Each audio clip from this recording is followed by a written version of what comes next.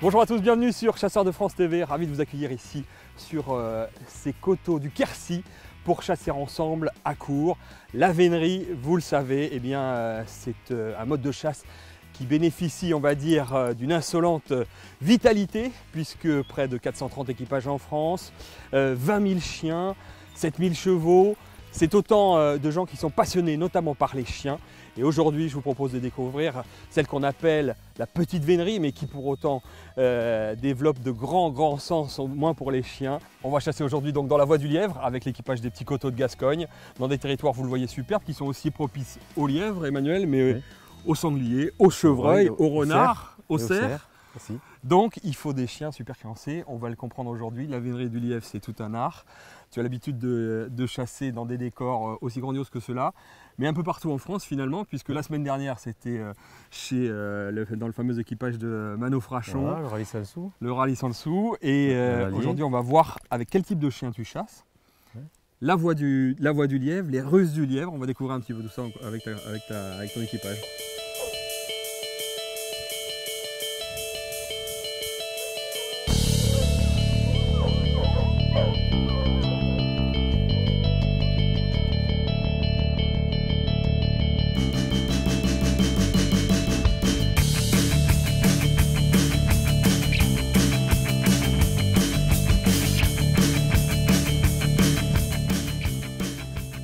Donc en fait les chiens, ils avaient trouvé un bout de bois dans le pré, de suite ils l'ont démêlé, ils sont rentrés au bois, ils ont fait, le lièvre s'est retiré 50 mètres dans le bois, et après il est parti, et là il s'est fait chasser un peu derrière, dans les bois derrière, il ressaute la route, et il est en train de reboucler, et on dirait que comme il a un peu de pression, on dirait qu'il va ouvrir un peu grand là du coup d'entrée. Ouais. Regardez ce spectacle, c'est magnifique. Alors, le château. Pour les coteaux, le château, les vignes. Ouais, parce que même la vénerie, c'est ça. C'est prendre du plaisir au grand air, dans des beaux paysages. Exactement. Hein, c'est l'équipage des petits coteaux de Gascogne qu'on a monté avec Thierry Roch.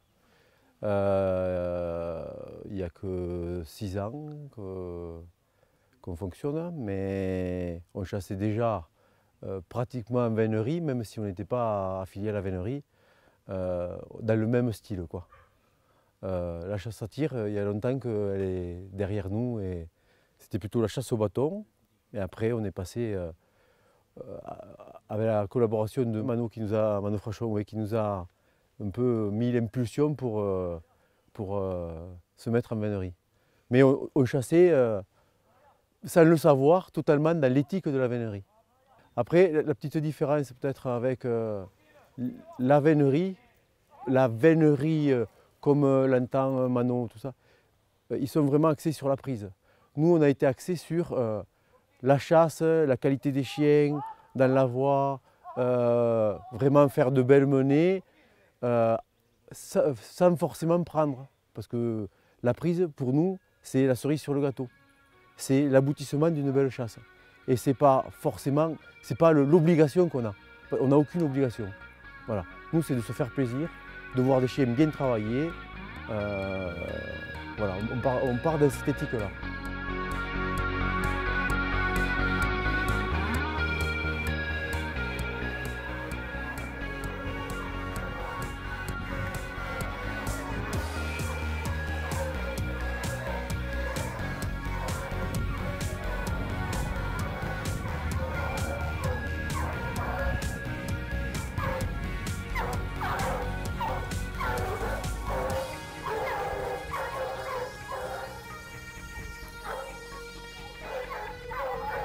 Ah oui, tout le monde.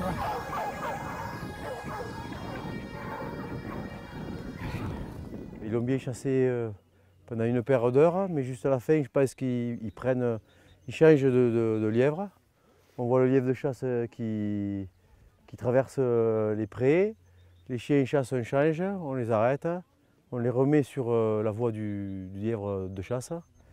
Et comme on a un peu perdu pas mal de temps, les chiens le forlongent un bon moment, arrivent à la vigne, et à la vigne c'est difficile parce que le problème c'est que déjà quand il avait presque devant, c'était très dur dans la vigne, et là il y a beaucoup d'avance et donc ils l'ont encore plus dur. On pense qu'on le perd à l'angle de la vigne, là. Donc on découpe devant la vigne pour voir s'il n'est pas sorti. Et après on va reculer un petit peu. Voilà. Mais bon, je trouve que les chiens n'ont pas trop mal chassé jusque-là. Mais on n'a pas dit notre dernier mot. On va continuer un peu.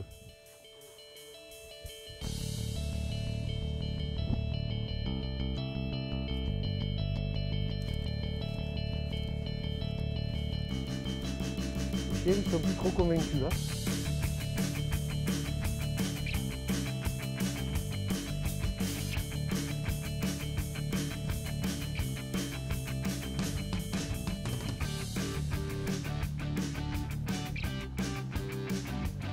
Après, il y a des chiens qui ont basculé dans le pré de l'autre côté. Qu'est-ce que t'as?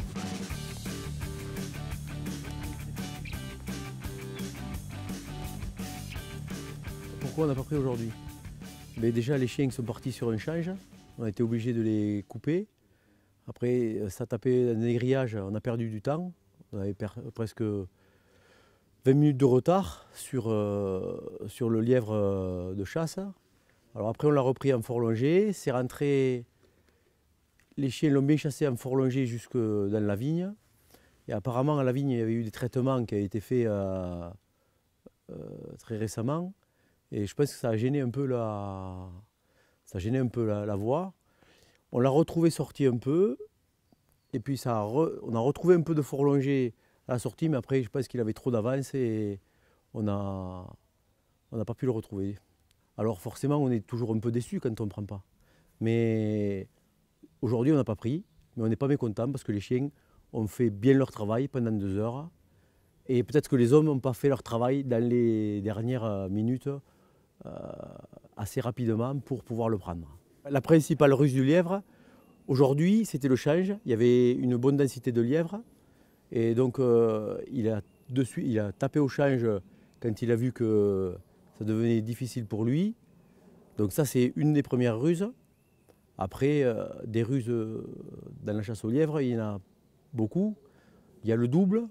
Quand il prend une grande avance, le forlongé, c'est une des difficultés. Il y a l'eau, parce qu'on a vu des lièvres donc, qui traversaient des lacs ou qui traversaient des rivières. Et là, forcément, ça devient plus compliqué. Qu'est-ce qu'il y a comme ruse? Après, dans la chasse du lièvre, il y a une multitude de ruses, des fois qu'on ne peut pas imaginer. C'est-à-dire se retaper dans des maisons ou se retaper dans les derniers mots. On arrive à repousser la difficulté. Quand on le met vraiment en difficulté, on arrive à le... C'est lui qui nous invente des ruses que des fois on ne connaît pas.